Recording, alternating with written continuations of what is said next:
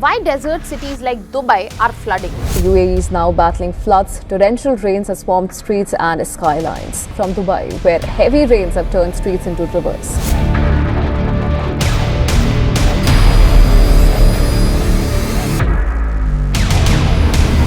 What is changing the Middle East's climate? And if Dubai is drowning, then what will happen to India?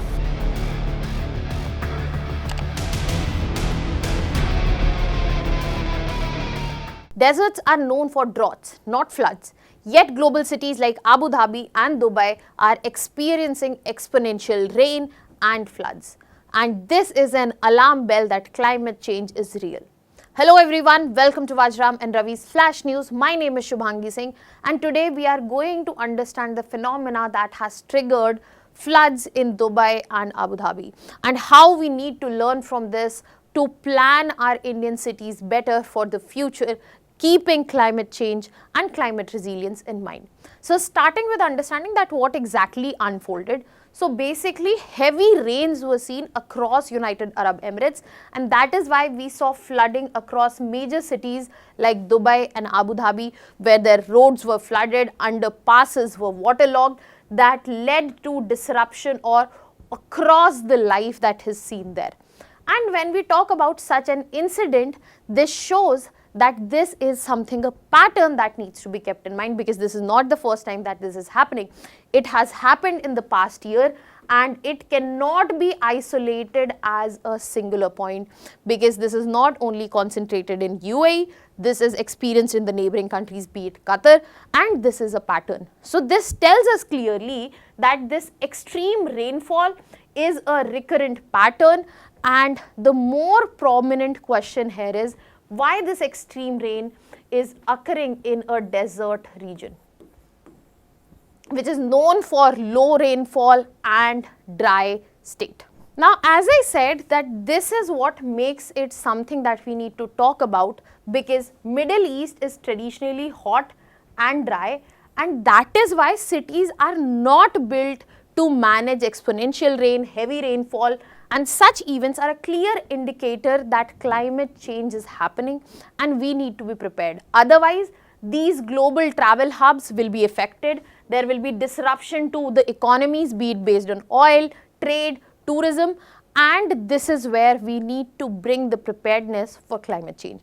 Because the only answer to this question, that why this happened in a desert, the answer to is climate change. Now let us try to understand that why this is happening in detail.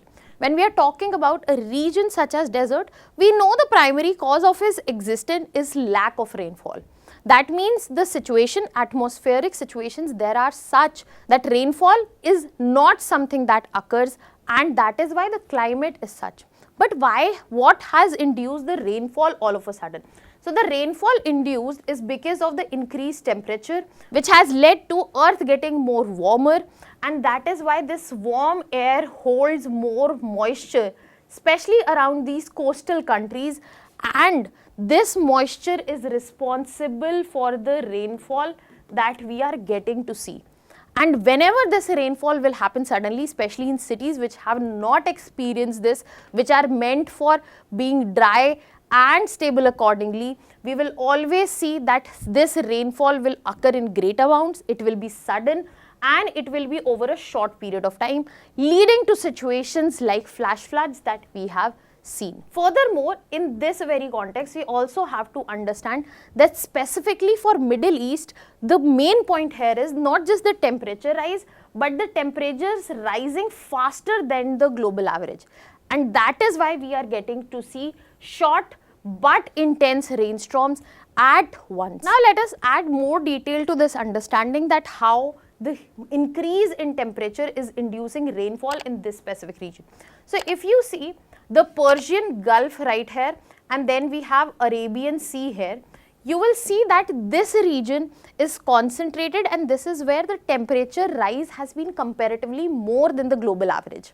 Especially, I am not talking about just the landmass, but also the seas present in this region, and that is why we get to see more evaporation right here.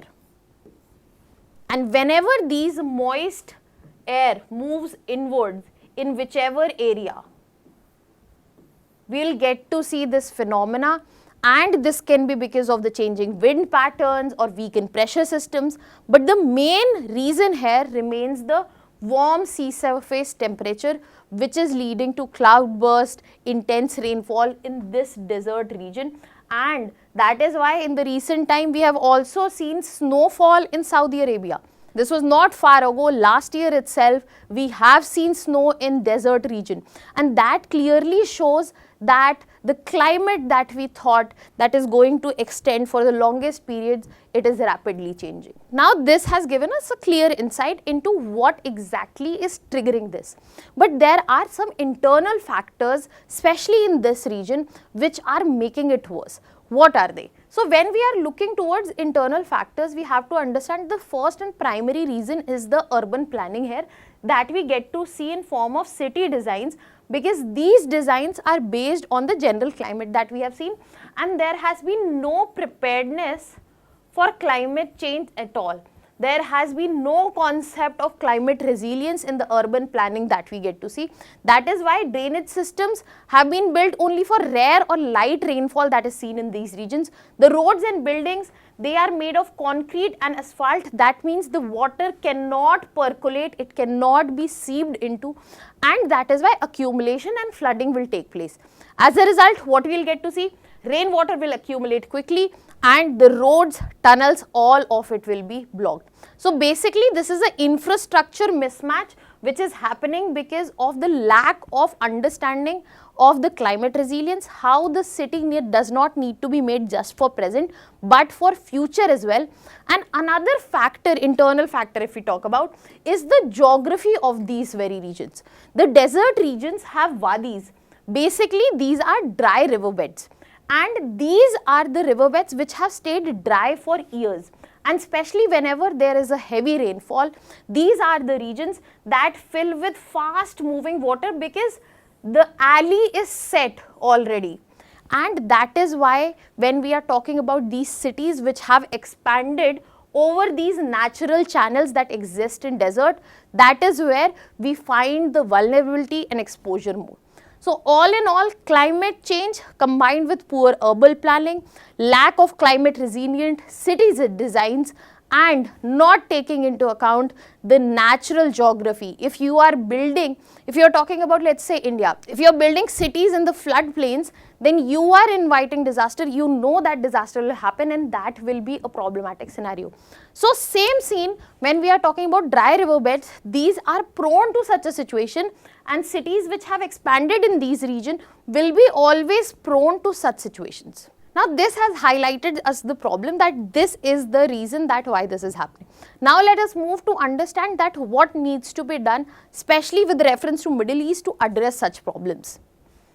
Starting with the main loophole, that was lack of climate resilient infrastructure. So this is where we need to add climate resilient infrastructure and also awareness. We need to focus on large drainage system, flood safe roads, underpasses, ensure the seepage of water to the ground, and underground water storage as well for such emergency conditions. And in this context, going back to nature is the best call, where we can look for nature based solutions, because wadis need to be protected as drainage corridors, because these will be the saviors in flash flood situation. Urban wetlands which can work as aquifer, water retention zones which can help in these situations, and permeable pavements which will ensure percolation of water should be a go-to in these world-class cities which are planning to become global hubs. This is what is required, and this needs to be clubbed with better forecasting and planning, so that preparedness is enhanced once there is an appropriate time to the warning. So for that we need early weather warnings, so as to ensure there can be road closures which are more exposed to floods, climate risk based urban zoning, and then planning according to that.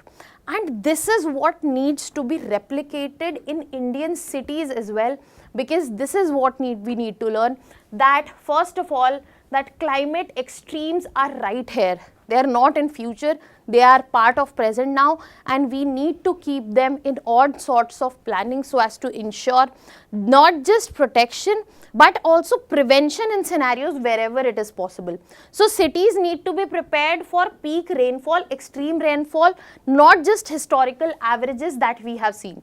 Any sort of encroachment to lakes, floodplains, wetlands, all of this will worsen urban flooding, and that needs to be understood not just by administration, it needs to be communicated in form of awareness to the public, and it needs to be part of policy making as well.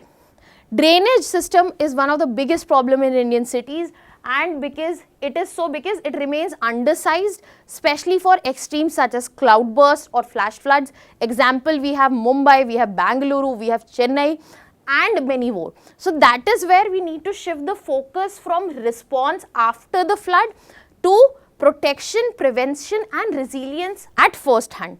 And that is what climate resilient urban planning should be treated as the fulcrum of development and planning that we are looking in front of us. Otherwise, our main hubs, our prime cities, our metropolitans might lose relevance to the climate extremes that we are seeing as of now. What are your thoughts on this? Let me know in the comment section. That was all from my side. I'll be leaving you with a practice question here. You can put down your answers in the comment section. I'll be revealing the answer in my next video. And the answer for the previous question that we had given you here is A. Now that was all from my side. See you soon. Thank you so much.